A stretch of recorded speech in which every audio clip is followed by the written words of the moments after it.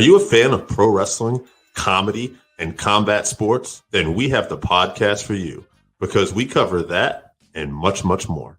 Do you like to debate with your friends? Do we have the perfect segment for you? It's the 531, where we take any given subject, break it down to a top 5. From there, we debate it down to 3, and then into that number 1 spot. If you want to get a hold of us, find us on our social medias. Search Working Fans Podcast on any major social media platform. And if you want to find the podcast, search for us on any major podcast platform, as well as YouTube. Working Fans Podcast. We put in the work so you don't have to.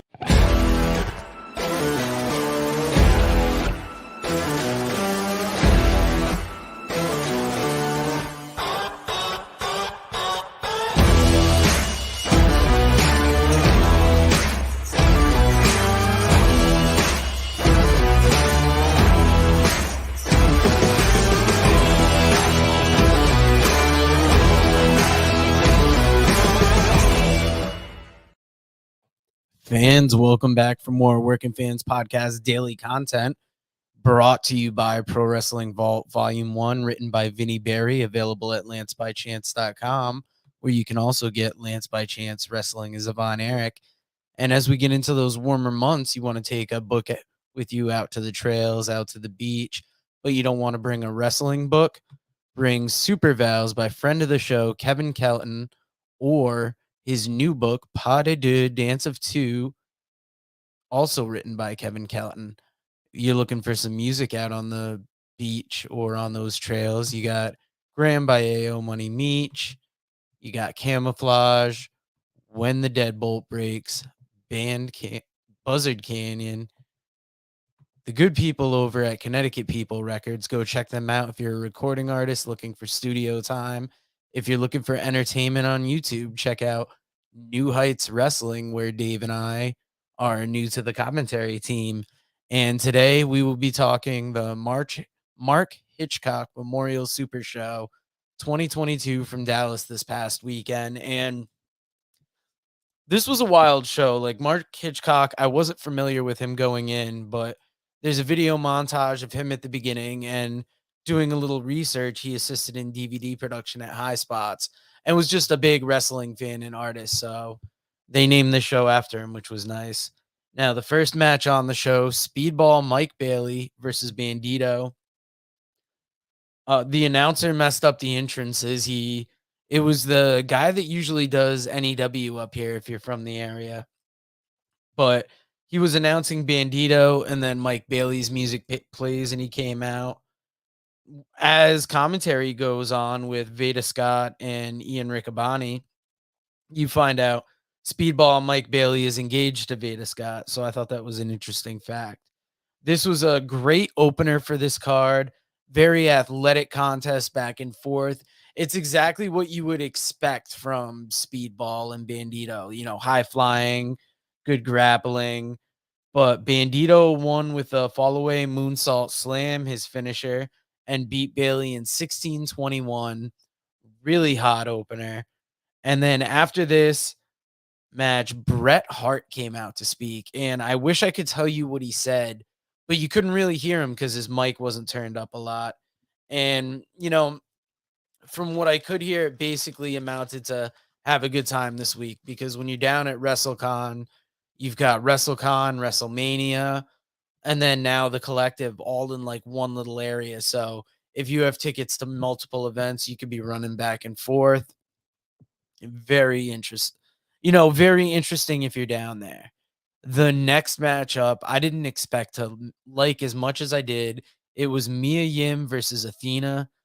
I originally had written down good match and then crossed it out and put great match. This was very athletic, back and forth, like a real good wrestling match as well as a women's wrestling match. Ember Moon as a character was good, but I feel like she shows so much more as Athena. It was an even matchup stylistically, highly competitive. Athena was stopped from using the chair, gets hit with a package pile driver. Mia Yim gets the win in 13 minutes and 40 seconds. Now, it's important to note that at the end of the show, fans would vote on the match of the night, and whoever would get voted match of the night wins the $5,000, wins a $5,000 bonus.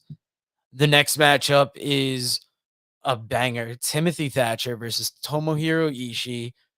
Thatcher went strike for strike with Ishii at one point, which you think of, Thatcher more as a grappler. And this was a hard-hitting battle, but Ishii eventually won with the vertical brainbuster at 12 minutes and 52 seconds. And this is one of the matches on the weekend. This and the Mike Bailey match, I definitely recommend. And, actually this Mia Yim and that. Now, the next matchup, a Dirty Dishes match, John Hennigan versus Taya Valkyrie. Loser does the dishes for life. The gimmick in the post-match promo, I wasn't a big fan of. Like, everything about the match, like in-ring, was amazing. But it was all the outside stuff that I don't feel this match needed it. But it went 14-31. Taya Valkyrie got the win. And, like I said, great in-ring. Next up, Jushin Thunder Liger made an appearance. He came out, did his pose, left. And since this is at WrestleCon, you can get moments like these. This is the closest thing. Think of it as like a high scale Joey Janela's spring break. You're going to get dream matches. You're going to get weird matches. And you're going to get like big, guest appearances, that being one. The next matchup was a 6-man tag match with Michael Oku, Ray Ortiz, and Laredo Kid versus Josh Alexander, Ace Austin, and Black Taurus. This was a match where Kerry Silkin joined on commentary. And for this and like half of the next match, you couldn't hear him much at all. This was contested under Lucha rules. So once somebody leaves the ring, another member of their team can jump in. And commentary was really wondering if this was going to hurt Alexander and Austin since, they don't typically wrestle under Lucha rules. But it was, very good back and forth. Michael Oku at one point put on the half crab that he's big for, but put on a triple half crab. So put 3 people in it. So that was entertaining, but very high energy match. What you'd expect from like 4 Lucha guys. Ace Austin is a high flyer and Josh Alexander is just amazing in the ring. But Michael Oku got the frog splash on Black Taurus to get the win at 13:07. And this led to, I would say, maybe one of my matches of the weekend after I saw it. Minoru Suzuki versus Biff Busick. This is exactly what you'd expect. It was like an even grappling match until it became like a big striking match. And Biff's cut from Bloodsport opened up, so eventually he was just bleeding like crazy. They fought around the arena. The main story about this was just Busick's fighting spirit. He's bleeding out. He's getting beaten and twisted up by Suzuki. Busick went toe-to-toe with him, but eventually lost at 14:39. This was followed up by perhaps what was one of the bigger matches coming into this, and it was a mystery because it was a 10-man tag, Team PCO versus Team Onita. And Team PCO gets announced as PCO, Enzo, Jimmy Wang Yang, Barry Horowitz, and Dirty Dango. And for Onita's team, he's got Ricky Morton, Robert Gibson, Juice Robinson, Colt Cabana, and of course himself, Onita. As Onita's coming out, the whole right side of his face is bandaged up and doesn't look good. I don't know what, I have to look up what match he had before this and what would have maybe caused that. But Leatherface came out with Onita at ringside. That was a nice surprise.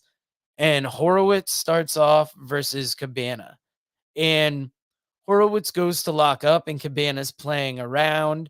It was a dream match for Cabana to get in there with Horowitz. Then you had Juice versus Dango. PCO calls for Onita.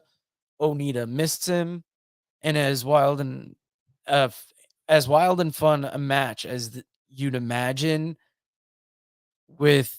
And then after the match, Onita missed Dango. Sorry, I had somebody yelling up to me here at my place. But Ricky Morton, Robert Gibson, Juice Robinson, Cole Cabana, and Atsushi Onita get the win at 12:19. And after the match, some familiar music plays, and Summer Rae comes out. And, comes, meets with Dango, walks him to the back. And that was another nice little surprise.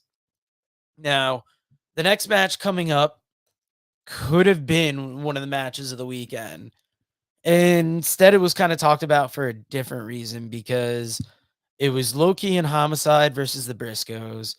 And not too long into like the intros, there's an altercation with a fan.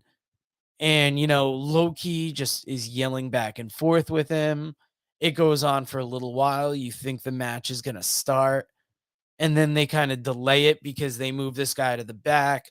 Loki gets a mic and, demands the guy gets moved back up front. And to me, this lost me. Like, I get that things happen, but this just, you killed the whole pace of your main event.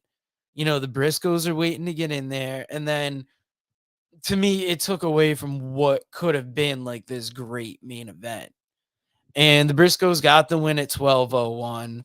I kind of stopped watching halfway through the match because, like I said, the incident really kind of took away from it and just distracted. And guys, we've been watching a lot of wrestling. So like when something like that happens, it's like, nah, I can better spend my time elsewhere. But let us know in the comments what match you liked off the Mark Hitchcock Memorial Super Show.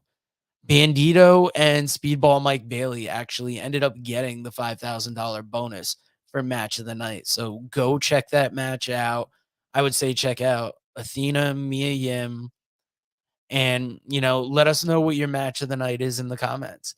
And until then, we will see you later.